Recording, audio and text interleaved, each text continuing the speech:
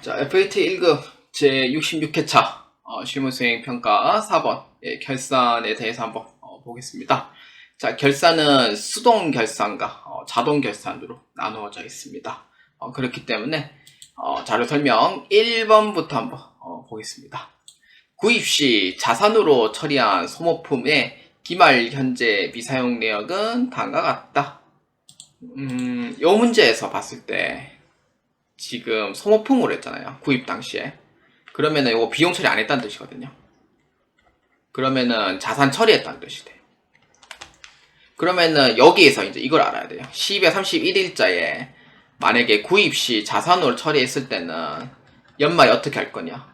그러면은 내가 사용한 만큼 비용 처리하면 되죠. 이 목적을 잘 아셔야 돼요. 내가 자산으로 처리했다. 사용한 만큼 비용 처리하겠다 라는 목적이 있고, 이건 비용 처리했다. 내가 다 쓸 목적인 거예요. 다 쓸 목적으로 내가 했는데 정작 다 못 쓰거든요. 그래서 다 못 쓴 부분에 대해서는 비용에서 제외를 시켜줘야 돼요. 그래서 이 목적을 잘 아셔야 돼요. 그래서 생각하시면서 그렇게 하시는 게 좋고요. 자, 그래서 미사용된 내역이니까 반대로 그러면은 사용한 금액은 얼마냐 이걸 알아야 돼요. 요거는 지금 현재 57만원은 현재 지금 미사용된 금액이거든요. 근데 만약에 이게 소모품 B라고 했을 때는 바로 회계 처리하면 되는데, 이 문제가 소모품으로 되어 있거든요. 그렇기 때문에 소모품으로 되어 있는 부분에 대해서는 여기에 그 계정별 원장에 좌클릭합니다. 날짜는 1에서 12월로 잡아줍니다. 계정 코드는 소모품 아마 172번인가 아마 돼 있을 거예요. 자, 요렇게. 그러면 당시에 이제 내가 구입한 금액은 200만원이 돼요. 그러면 구입한 시 금액 200만원, 미사용 금액이 얼마냐면은 57만원. 그럼 반대로 내가 사용한 금액은 얼마예요? 143만원이 돼요. 이렇게. 그러면 회계 처리할 때는 어떻게 해주면 돼요? 143만원에 대해서 회계 처리 해주시면 돼요. 이렇게 해주면 되죠. 그럼 이렇게 해주면 되기 때문에 143만원만큼 그냥 처리하면 되고요. 그래서 전체 메뉴에 클릭해서 일반 전표 입력에 자 클릭합니다. 12월 31일로. 그러면 차변에 소모품 B로 처리해요. 그러니까 내가 사용한 만큼 비용 처리하는 거죠. 그래서 얼마냐면은 143만원. 그럼 대변에는 소모품으로 처리해줍니다. 이렇게 회계 처리해주시면 돼요. 그럼 이렇게 회계 처리하고 나서 미사용된 금액이랑 맞아 들어가야 돼요. 소모품 잔액이. 그래서 계정별 원장에 다시 조회해 보니까 여기 금액 57만원 있죠. 이 금액과 미사용된 있는 금액이 정확하게 일치를 해야 돼요. 이렇게 하면은 올바르게 회계 처리했다라고 보아주시면 됩니다. 자, 그렇게 해서 이제 넘어가고요. 자, 그 다음에 2번 한번 봅시다. 자, 2번은 자동 결산에 대한 문제예요. 항상 나오는 문제 중 하나죠. 기말 상품 재고액은 2,600만원이다. 자, 결산자료 입력에 자 클릭합니다. 자, 날짜는 1에서 12월로 해줍니다. 자, 그럼 확인 누르면 돼요. 그럼 여기에 이제 기말 상품 재고액 있죠. 기말 상품 재고액 2,600만원을 넣어줍니다. 이렇게 넣어주고 그 다음에 뭐 하냐, 전표 추가해주면 그냥 끝이에요. 전표 추가해주고 그걸 일반 전표에 추가하시겠습니까? 예 누르면 돼요. 예 누르고 전표 추가 완료되었다 확인 눌러주시면 되고요. 자, 그 다음 마지막 절차, 이제 이익잉여금 처분계산서 확정일입니다. 자, 이익잉여금 처분계산서 자 클릭합니다. 자, 여기에서 중요한 게 있어요. 데이터가 있습니다. 불러오시겠습니까?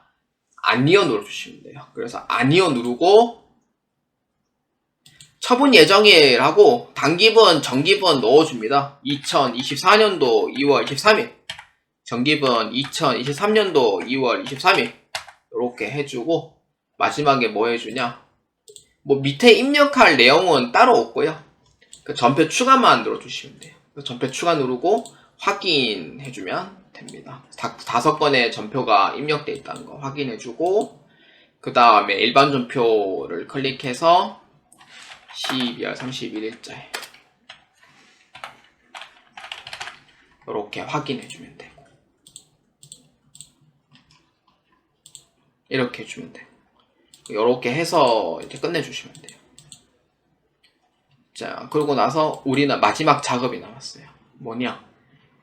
여기 재무상태표 순대로 조회 작성하시오 되어 있는데, 앞에 부분은 사실 안 해도 돼요. 그래서 재무상태표만 자 클릭을 해서 대차 차익이 안 나오면은 정확하게 한 거예요. 근데 만약에 대차 차익이 나왔을 때 대처 방법을 한번 설명해 보도록 할게요.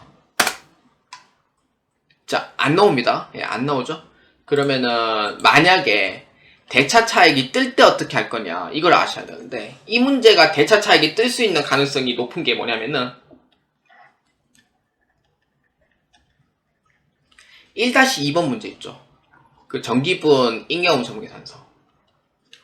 이거를 만약에 처리를 안 했다고 했을 때는, 처리 안 하거나 조회를 안 했을 때는 대차 차익이 나올 수도 있어요. 그 첫 번째고, 두 번째 대차 차익이 나는 경우가 어떤 거냐면은 금액을 한번 확인해 주셔야 돼요.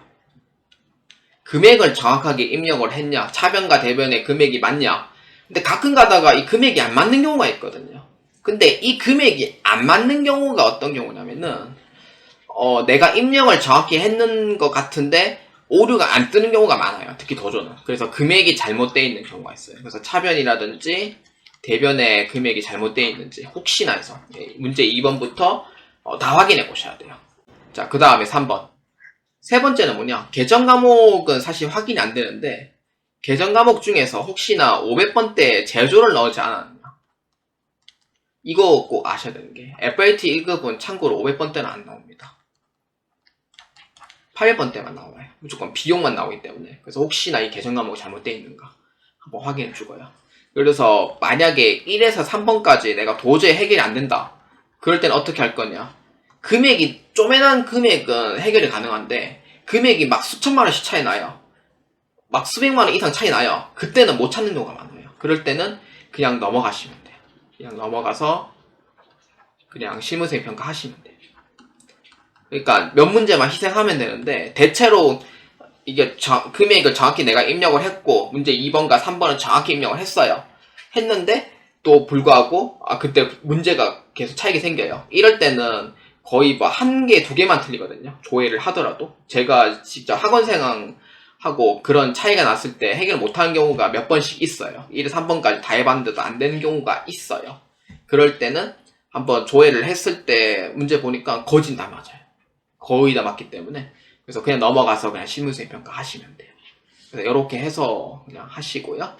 이렇게 해서 하는 걸 추천드리는 바입니다. 대차 차익이 안 뜨는 게 가장 좋고요. 근데 이럼에도 불구하고 틀린 경우가 있잖아요. 특히 거래처 때문에 좀 틀리는 경우도 생길 거예요.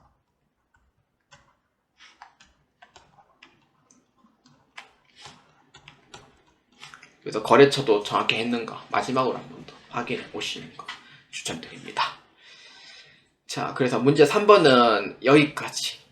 다시 할게요. 문제 4번은 여기까지 하고요. 저는 이제 그 다음에 실무수행 평가 20문제에 대해서 같이 한번 해보도록 하겠습니다.